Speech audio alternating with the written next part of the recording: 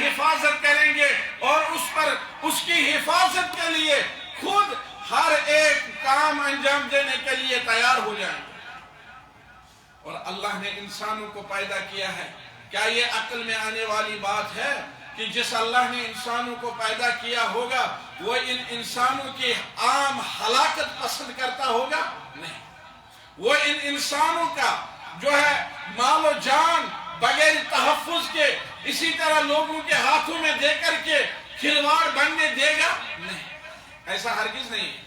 اللہ کے رسول صلی اللہ علیہ وسلم ایک مرتبہ ایک سفر میں تھے اور کچھ ماحول ایسا بنا تھا جس میں کرب و اضطراب تھا، اور ایک عورت تھی جس عورت کا بچہ اس کرب و اضطراب میں کھو گیا تھا، اور وہ عورت اپنے بچے کو کھونے کی وجہ سے اپنے ہوش حواس کھو بیٹھی تھی، ڈھونڈتی تھی اپنے بچے کو۔ اور آپ سب جانتے ہیں اللہ آپ کو اور مجھے اور ہمارے اہل و عیال کو اپنی حفاظت سے نوازے۔ جب ایک ماں کا بچہ کھو جائے تو اس ماں کی حالت کیا ہوگی؟ اس ماں کی حالت کیا ہوگی؟ وہ ماں جس نے اپنا بچہ کھویا تھا، اس کا کرب و اضطراب کی حالت میں ایسا لگ رہا تھا کہ وہ اپنے ہوش حواس کھو بیٹھی ہے، دماغی صلاحیت کھو بیٹھی ہے، اس طرح ڈھونڈ رہی تھی دائیں بائیں ادھر ادھر، بالآخر اسے وہ بچہ ملا۔ جب اس نے وہ بچہ میدان میں دیکھا اور اس نے فوراً اس بچے کو اپنے ہاتھوں میں لے لیا، اپنے سینے سے لگایا، فوراً اسے دودھ پلانا شروع کیا۔ یہ ماں کی ممتا کی علامت ہوتی ہے، محبت کی علامت ہوتی ہے۔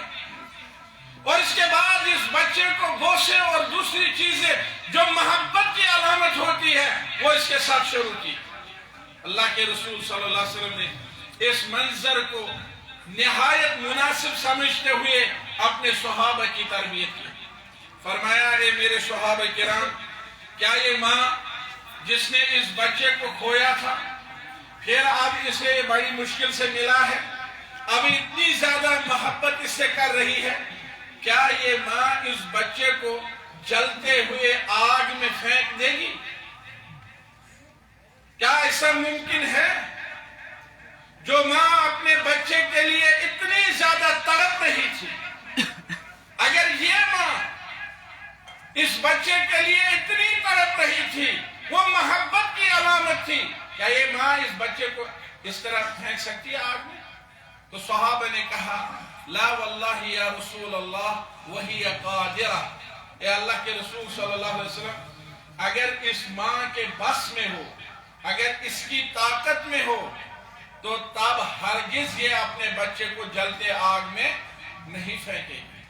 تو اللہ کے رسول نے فرمایا، للہ ارحم بعبادہ من ہذہ بابنہا، پھر یہ بات آپ جان لو کہ اللہ اپنے بندوں کے ساتھ اس سے زیادہ رحم و کرم والا ہے، اس سے زیادہ محبت کرنے والا ہے جتنا یہ ماں اپنے اس بچے کے ساتھ رحم اور محبت کرتی ہے۔ جب یہ ماں اپنے بچے کو جلتی آگ میں ڈالنا پسند نہیں کرے گی تو اللہ کو بھی قطعاً یہ پسند نہیں ہے کہ اس کے بندے جلتے آگ میں چلے جائیں، جہنم میں چلے جائیں۔ اللہ کو یہ پسند نہیں ہے۔ اور اللہ تعالیٰ انسانوں کا تحفظ کرنے کے لیے، ان کو دنیا اور آخرت میں نقصان سے بچانے کے لیے، اسی لیے اللہ نے دنیا میں شریعت نازل کی ہیں، اسی لیے اللہ تعالیٰ نے دنیا میں اپنے رسول بھیجے ہیں، اسی کی خاطر اللہ عز و جل نے دنیا میں اپنی کتابیں نازل کی ہیں، تاکہ انسانیت کا تحفظ ہو، تاکہ لوگوں کا تحفظ ہو۔ اور مدارس میں جو تعلیم پڑھائی جاتی ہے یہ آسمان سے آئی ہوئی ہے، اتل ما اوحی الیک من الکتاب، اے اللہ کے رسول صلی اللہ علیہ وسلم، اور یہ ہم سب کو جو اللہ کی طرف سے نازل کردہ کتاب ہے وہ آپ پڑھو۔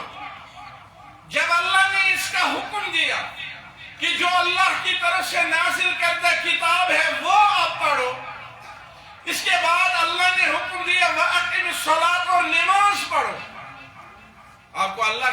کیا یہ دونوں چیزیں مدرسوں میں نہیں ہو رہی ہیں؟ بچے کہاں نماز پڑھتے ہیں، گھر میں یا مدرسوں میں؟ آپ لوگ بتائیں، ابھی جمعہ مت ہے، مدرسوں میں۔ جو بچے گھروں میں ہوتے ہیں، جنہوں نے کبھی مدرسہ کا رخ نہ کیا ہو، پاس والی مسجد میں بھی شاذ و نادر ہی نماز پڑھنے جاتے ہیں۔ لیکن قرآن کہاں پڑھتے ہیں بچے؟ گھروں میں یا مدرسوں میں؟ مدارس میں۔ اور جب جو بچے مدارس کا رخ نہیں کرتے ہیں، شاذ و نادر ہی ان میں سے کوئی قرآن کی تلاوت کرنا جانتا ہے۔ قرآن کہاں پڑھتے ہیں؟ مدرسوں میں۔ اتلو ما اوحی الیک من الکتاب، جو کتاب آپ کی طرف نازل کی گئی ہے اس کی تلاوت کرو، مدرسوں میں ہوتا ہے۔ وَأَقِمِ الصَّلَاةَ، نماز پڑھو، نماز قائم کرو، مدرسوں میں ہوتا ہے۔ اب ان دو چیزوں کا جو فائدہ اللہ نے ذکر کیا ہے، وہ فائدہ آخرت کے ساتھ ساتھ، آخرت سے پہلے دنیا کے ساتھ اور انسانی سماج کے ساتھ تعلق رکھتا ہے۔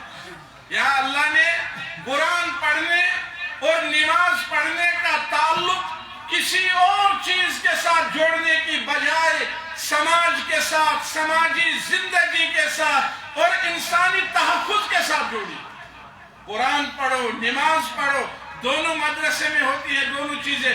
پھر فرمایا ان الصلاۃ تنہی عن الفحشاء والمنکر، نماز کس سے روکے گی؟ فحش کاموں سے۔ فحش کاموں سے نقصان کس کا ہے؟ پورے سماج کا، پہلے گھر کا اور پھر پورے معاشرہ کا۔ اور فرمایا منکرات سے یہ نماز آپ کو روکے گی۔ تو منکرات کا نقصان کس کو ہے؟ پہلے اس فرد کو، پھر اس کے گھر کو، پھر چار دیواری سے باہر نکل کر اس کے خاندان اور محلہ اور پورے سماج کو، پورے معاشرہ کو نقصان پہنچتا ہے اگر یہ منکرات اور فاحشات میں مبتلا ہو۔ العیاذ باللہ، فاحشات سے انسانی سماج کو تحفظ کیسے ملے گا؟ منکرات سے اسلامی سماج کو تحفظ کیسے ملے گا؟ اللہ نے یہ نہیں فرمایا قرآن پڑھو، نماز پڑھو، جنت میں چلے جاؤ گے، حالانکہ جنت میں چلا ہی جائے گا، اس میں کوئی شک نہیں ہے۔ لیکن یہاں غور طلب بات ہے، قرآن پڑھنے اور نماز پڑھنے کا نتیجہ جو اللہ نے بیان کیا ہے اس آیت میں، ایک ہی آیت نہیں ہے، قرآن میں اس قسم کی بہت ساری آیتیں ہیں، اور ایسا ممکن ہے کہ کئی مختلف جگہوں پر کئی مختلف نتائج بیان کیے گئے ہوں، لیکن فی الحال یہ جو موضوع سے جڑی ہوئی آیت ہے، اس میں اتل ما اوحی الیک من الکتاب، قرآن پڑھو، قرآن سے علم حاصل کرو، قرآنی تعلیمات عام کرو، قرآنی تعلیمات سیکھو، یہ مدارس کا بنیادی کام ہوتا ہے۔ اور نماز پڑھو، یہ علم کے ساتھ ساتھ عمل یعنی تربیت، یہ مدارس کا بنیادی کام ہے۔ اگر آپ مجھ سے پوچھیں گے مدارس قائم کرنے کا اصل ہدف کیا ہے، تو اس آیت کی روشنی میں دو چیزیں اصل ہدف ہیں، علم اور تربیت، علم اور عمل۔ علم کے لیے اللہ نے بنیادی مصدر اپنی کتاب قرار دی، اتل ما اوحی الیک من الکتاب، اور تربیت اور عمل کے لیے جو بنیادی عمل، جو بنیادی مصدر اللہ نے قرار دی ہے، اعمال میں سے جو عمل قرار دیا ہے بنیادی مصدر، وہ نماز ہے۔ اور آپ نے باتفاق رائے کہا، اور دنیا کا کوئی عقل مند انشاءاللہ اس سے اختلاف نہیں کرے گا کہ یہ دو چیزیں سب سے وسیع تر اگر کہیں پر ہوتی ہیں تو مدارس میں ہوتی ہیں۔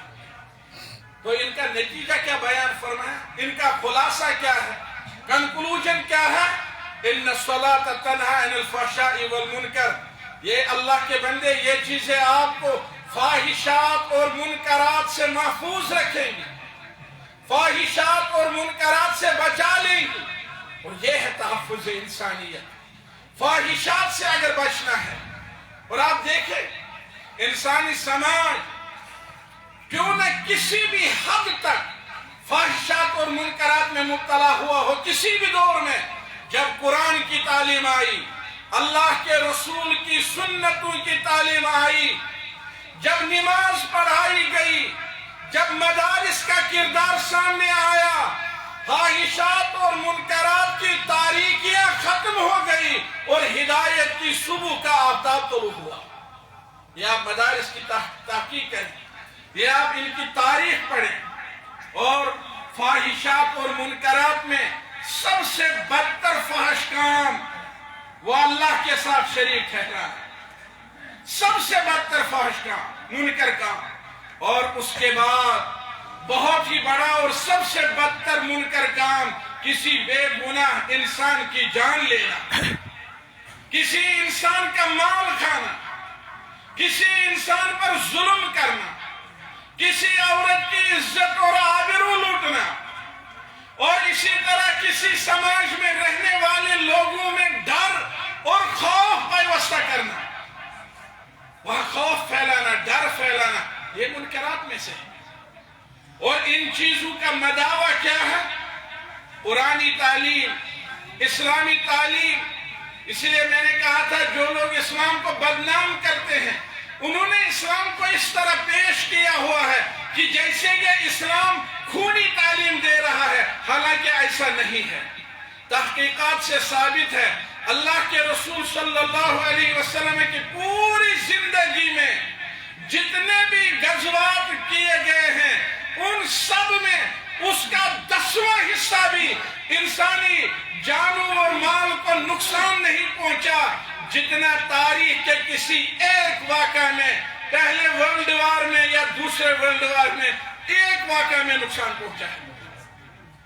اگر آپ انسانیت کے تحفظ کے دلدادے ہیں تو مدارس کا رخ کریں، اگر آپ انسانیت کا تحفظ چاہتے ہیں تو مدارس کو پروان چڑھائیں، مدارس کو زیادہ سے زیادہ عام کریں، جہاں ایک طالب علم وہ علم سیکھے گا، جہاں ایک طالب علم وہ تربیت حاصل کر پائے گا جو تربیت اسے فاحشات اور منکرات سے پیچھے رکھے گی۔ ایک آدمی تھا، مکی سماج کا رہنے والا، برائیوں کے اڈوں کا خاص دلدادہ تھا، اس کا آنا جانا رہتا تھا۔ اسی اثناء میں کسی نے کہا آ اللہ کے رسول صلی اللہ علیہ وسلم کے پاس، میں نام نہیں لینا چاہتا ہوں ورنہ مجھے ان کا نام یاد ہے۔ کہا گیا کہ آ اللہ کے رسول کے پاس۔ شروع میں اس نے ڈر محسوس کیا، نہیں آیا، لیکن ایک دن ایسا آیا کہ وہ اللہ کے رسول صلی اللہ علیہ وسلم کے پاس آیا، ان کی تعلیم سے واقف ہوا، ان کی مجلس میں کچھ دیر تک بیٹھا۔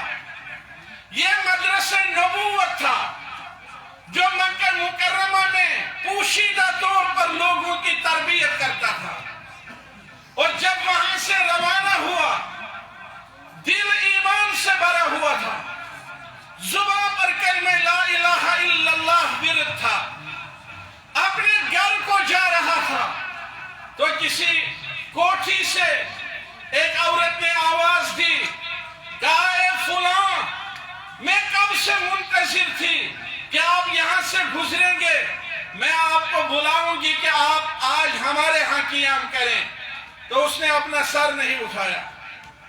اس عورت نے پھر بلایا، وہ اس کے پیچھے دوڑی، اس کو پکڑنے کی کوشش کی، اور پھر کہا اے فلاں، میں نام نہیں لینا چاہتا، جلیل القدر صحابی ہے، کہا اے فلاں، آج میں آپ کے اندر اس انسان کو دیکھ رہی ہوں جو انسان آپ کے اندر اس سے پہلے میں نے کبھی نہیں دیکھا تھا، صرف مجھے اتنا بتاؤ کہ اتنی بڑی اس تبدیلی کا راز کیا ہے؟ تو انہوں نے ایک لفظ میں جواب دیا، محمد۔ یہ جو مجھے اتنی زیادہ تبدیلی آئی ہے، یہ جو میں برائی سے تائب ہو کر کے اچھائی کے راستے پر گامزن ہوا ہوں، یہ جنہوں نے میری آنکھوں کی پٹی اتار کر کے مجھے صحیح اور غلط میں تمیز کرنے اور فرق کرنے کی تربیت کی ہے، وہ اگر کوئی ہستی ہے تو وہ ہے اللہ کے رسول صلی اللہ علیہ وسلم، محمد۔ یہ تو ایک اعتبار سے ہے کہ جہاں لوگوں کو اخلاقی تربیت دی گئی اور لوگ دنیا کے دوسرے لوگوں کے عزت اور ناموس کے محافظ بنائے گئے، اسی مدرسے کا ایک اور طالب علم ہے جو میدان میں مسلمانوں کے دشمنوں اور مخالفوں کے مقابلے میں سرگرم تھا، اور اس نے دیکھا کہ ایک آدمی ہے جو مقابل کی صف پہ کھڑا ہے اور مسلمانوں کو سب سے زیادہ نقصان پہنچا رہا ہے، تو عقل اور فطرت کا تقاضا تھا کہ یہ مسلمان اسی شخص کے پیچھے لگ گیا، یہاں تک اس کا پیچھا کیا کہ جب اس پر تلوار بلند کی تو اس آدمی نے، جسے اب یقین ہو گیا تھا کہ مرنا ہے، اس نے کلمہ پڑھا لا الہ الا اللہ، لیکن اس مسلمان نے تلوار نہیں روکی، اس نے تلوار کی زد میں لا کر کے اس کے دو حصے کر دیے۔ غزوہ مکمل ہوا، لوگ واپس آئے، اللہ کے رسول صلی اللہ علیہ وسلم مدینہ منورہ میں تھے، نہایت امن امان کے ماحول میں تھے، اور جب واپس آئے تو لوگوں نے سفر کی رودات سنانی شروع کی، ہر طرف سے کامیابی پر مبارکبادیاں آ رہی تھی۔ تو اسی اسنا میں کسی نے کہا کہ اللہ کے رسول صلی اللہ علیہ وسلم، ایک آدمی ہمیں سب سے زیادہ نقصان پہنچاتا تھا۔ اس آدمی نے اس لیے کہا تھا تاکہ اللہ کے رسول تعریف کرے، کہا سب سے زیادہ نقصان پہنچا رہا تھا، سب سے زیادہ اسی نے ہم کو تکلیف دی۔ پھر کیا کیا آپ لوگوں نے؟ کہا ہم میں سے ایک ہے فلاں نام کے صحابی، وہ اس کے پیچھے لگے، تب تک نہیں چھوڑا جب تک اس کا کام تمام نہیں کیا، لیکن مرنے سے پہلے تلوار کی چمک اپنے سر پر دیکھتے ہوئے اس نے لا الہ الا اللہ پڑھا تھا۔ تو اللہ کے رسول کے روئے انور کا رنگ تبدیل ہوا، فتغیر لون وجہ رسول اللہ، اللہ کے رسول صلی اللہ علیہ وسلم کے روئے انور کا رنگ تبدیل ہوا۔ اس صحابی کو بلوایا، لے آؤ اس کو میرے پاس۔ اقتلتہ بعد ان قال لا الہ الا اللہ، کیا آپ نے ایک انسان کو بعد اس کے کہ اس نے کہا لا الہ الا اللہ پھر بھی قتل کیا؟ اور یہاں پر میں ایک نقطہ آپ کو بتاؤں گا، اسلامی تعلیمات میں سے یہ نہیں ہے کہ جو کلمہ پڑھے صرف اسی کو تحفظ ہے اور جو کلمہ نہ پڑھے اس کو تحفظ نہیں ہے، ایسا نہیں ہے، لیکن یہ جو بات ہو رہی ہے یہ پورا سماج کی نہیں، یہ میدان جنگ کی بات ہو رہی ہے، جہاں دونوں طرف سے لوگ ایک دوسرے کو مارنے کے لیے آئے ہوتے ہیں۔ یہاں بھی جب اسلام نے اس قدر امن کا خیال رکھا تو دوسری جنگوں کی بات ہی نہیں۔ یہاں دیکھیں تحفظ انسانیت، تو صحابی نے جواب دیا، اللہ کے رسول صلی اللہ علیہ وسلم اس نے مرنے کے ڈر سے پڑھا تھا کلمہ، فرمایا آپ نے اس کا دل چیر کر دیکھا تھا اور پھر دعا کی، یعنی آپ سمجھ سکتے ہیں کہ اللہ کے رسول نے اس کا کوئی ایکسکیوز، کوئی عذر قبول نہیں کیا۔ یہ میدان میں لڑتا سپاہی ہے، غلطی بھی ہو سکتی تھی، لیکن اللہ کے رسول نے قبول نہیں کیا، کہا نہیں یہ باتیں قبول نہیں ہے۔ آپ نے اس کا دل چیرا تھا، پھر دعا کی، اللہ اگر اس پر کوئی عذاب آپ کی طرف سے آئے تو محمد صلی اللہ علیہ وسلم اس سے بری ہے۔ اور پھر اس صحابی سے کہا جب آخرت میں یہ لا الہ الا اللہ آئے گا اب اللہ کو کیا جواب ہے؟ یہ تحفظ انسانیت کہلاتا ہے، یہ تحفظ انسانیت ہے۔ اور اس صحابی نے کہا میں نے تمنا کی کاش میں نے آج سے پہلے اسلام قبول نہیں کیا ہوتا۔ اہل علم نے کہا اس کی وجہ یہ تھی وہ جانتا تھا کہ اسلام قبول کرنے سے سابقہ گناہ سارے معاف ہو جاتے ہیں۔ اس نے تمنا کی تھی کہ اگر آج اس کے بعد اسلام قبول کرتا تو یہ غلطی بھی اسلام قبول کرنے سے کیا ہو جاتی؟ معاف ہو جاتی۔ یہ تحفظ انسانیت ہے۔ کوئی مسلمانوں سے کہے کہ تحفظ انسانیت میں مدارس کا کردار کیا ہے تو مومن واقف ہونا چاہیے۔ آپ دیکھیے دنیا میں، عراق میں، شام میں اور دنیا کے مختلف علاقے، ممالک، مصر میں اور ہندوستان میں، پوری دنیا میں، یورپ میں دیکھیں جہاں فساد تھا اور پھر مدرسہ قائم ہوا، مدرسے نے وہاں کی انسانیت کا تحفظ کیا۔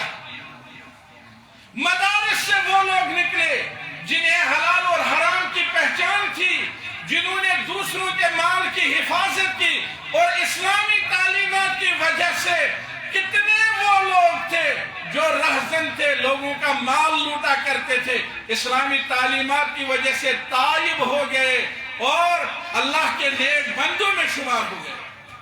کتنے لوگ ایسے. اور یہ وہ دین ہے جس میں یہ کہا گیا، انسانیت کی تو بات ہی نہیں، کہ ایک شخص تھا جس نے پیاسے جانور کو، پیاسے کتے کو پانی پلایا، فشکر اللہ لہو فغفر لہو، اللہ نے اس کو اچھا بدلہ دیا اس کے اس کام پر اور اس کی مغفرت فرمائی. یہ جانوروں کے ساتھ اس کی سلوک. انسانیت کی جہاں تک بات ہے، ایک آدمی راستے سے چل رہا تھا، فوجد غصن شوکۃ، وہاں اس نے دیکھا کہ راستے پر کانٹوں کی ایک چھڑی ہے جس میں یا لکڑی کا کچھ حصہ ہے، ٹکڑا ہے، درخت کی کوئی ٹہنی ہے جس پر کانٹے ہیں. تو اسے لگا کہ اس سے راہ چلتے ہوئے لوگوں کو تکلیف ہوگی.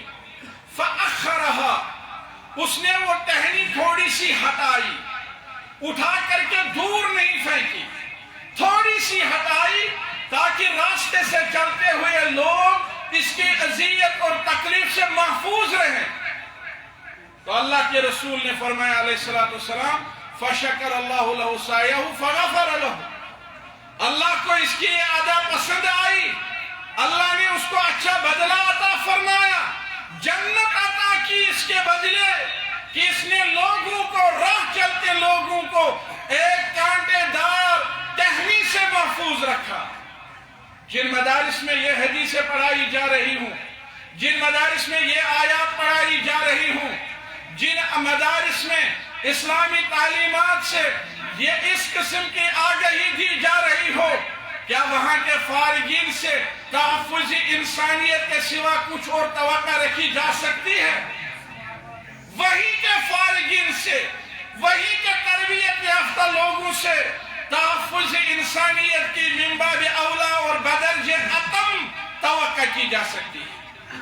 یہی وجہ ہے آپ دیکھیں گے طالب علم، علماء کرام آفتاب کی مانند ہوتے ہیں جو ہر سماج کے لیے یکساں طور پر طلوع ہوتے ہیں، جو ہر سماج کے لوگوں کو اپنے فائدہ سے مستفید کرتے ہیں.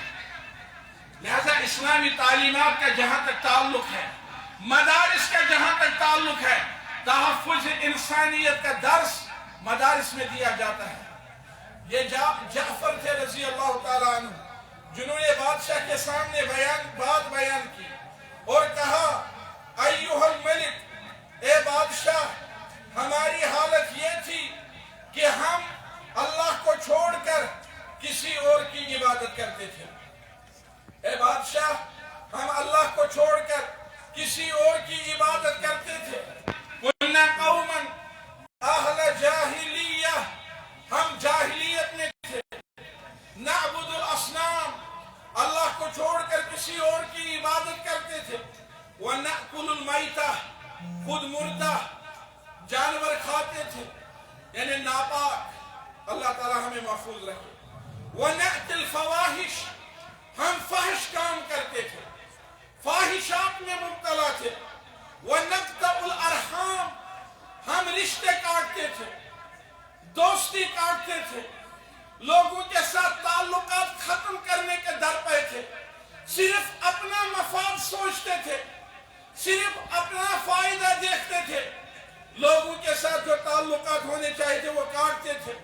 وَنُسِيءُ الْجِوَارِ، ہم اپنے ہمسایہ کو تکلیف دیتے تھے، ہم اپنے ہمسایہ کو اذیت پہنچاتے تھے، ہم ہمسایہ کے ساتھ اچھا سلوک نہیں برتتے تھے.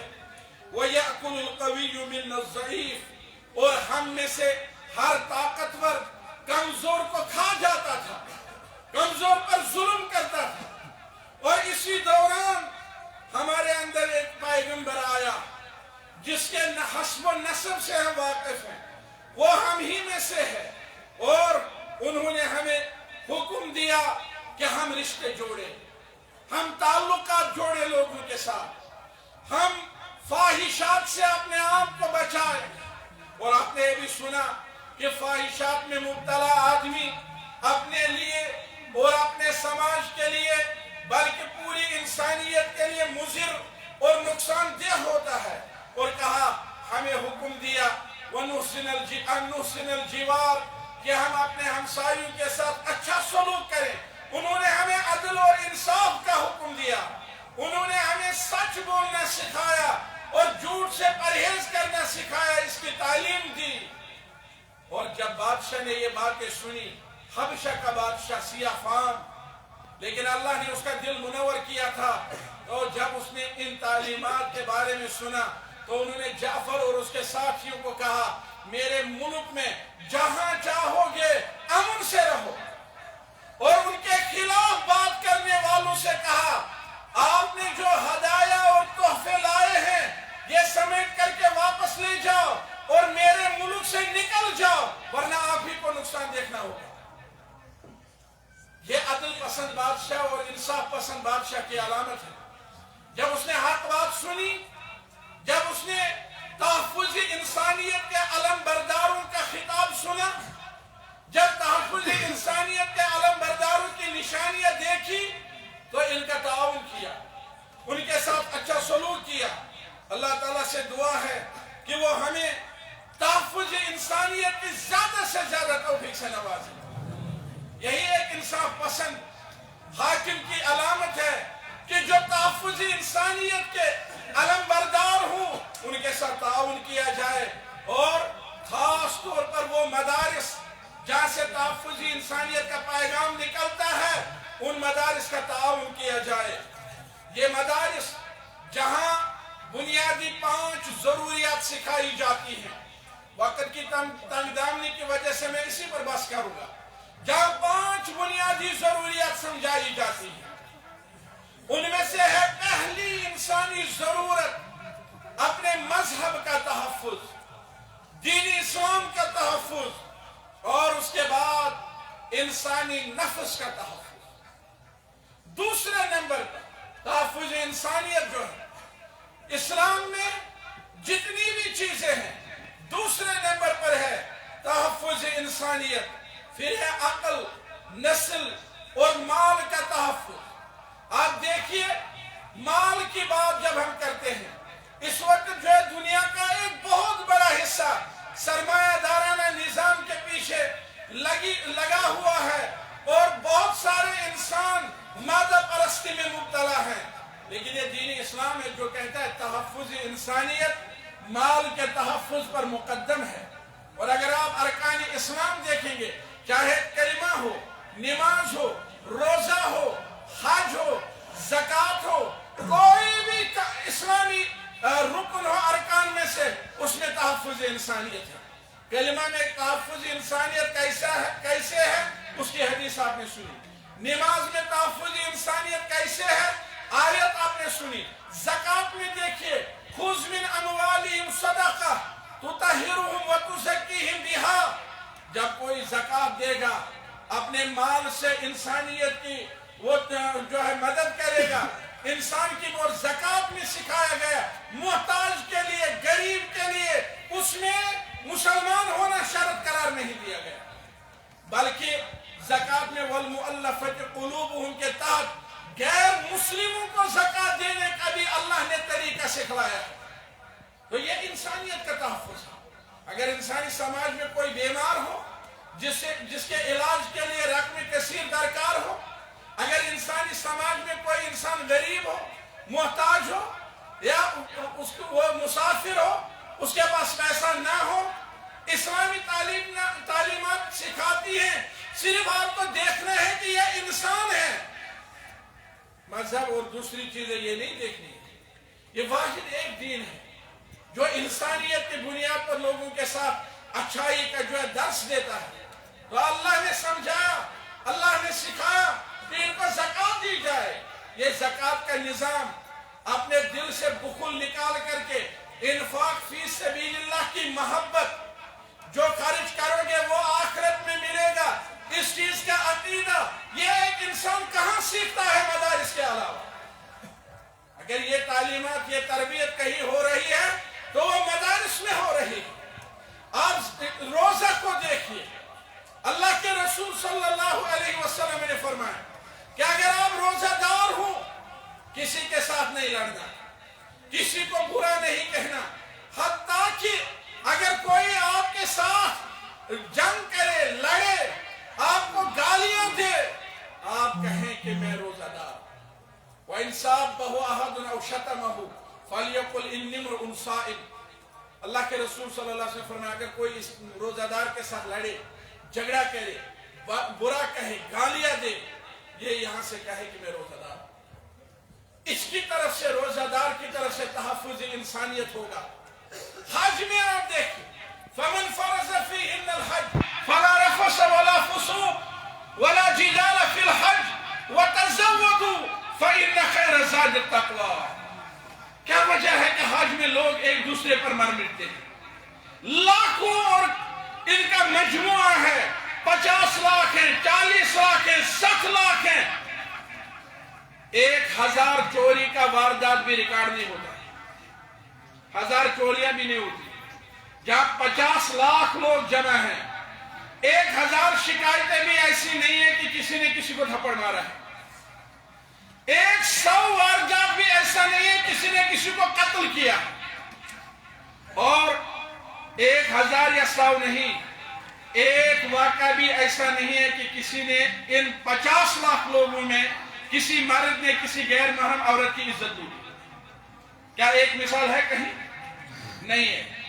یہ دار ارکم کی بستی ہے، یہ مسجد نبوی کی بستی ہے، یہ مملکت سعودی عربیہ ہے جو امن کا گہوارہ ہے، دین کا محافظ ہے، تحفظ انسانیت کا علم بردار ہے، آسمانی وحی کے مطابق اپنی زندگی گزارنے پر زور دے رہا ہے، اور انہی تعلیمات کو جو ہے مسلمان اس وقت پوری دنیا میں عملائے اور اپنائے ہوئے ہیں۔ قرآن اور حدیث کی روشنی میں مدارس کے ذریعے سے تحفظ انسانیت کا کام ہو رہا ہے۔ اللہ تعالیٰ زیادہ سے زیادہ عمل کرنے کی توفیق سے نوازے، تحفظ انسانیت کے حوالے سے جو کام ہے ان سے اللہ نوازے۔ وآخر دعوانا الحمدللہ رب العالمین وصلی اللہ وسلم علی خیر خلق محمد وعلی آلہ وصحبہ اجمعین۔ السلام علیکم ورحمۃ اللہ۔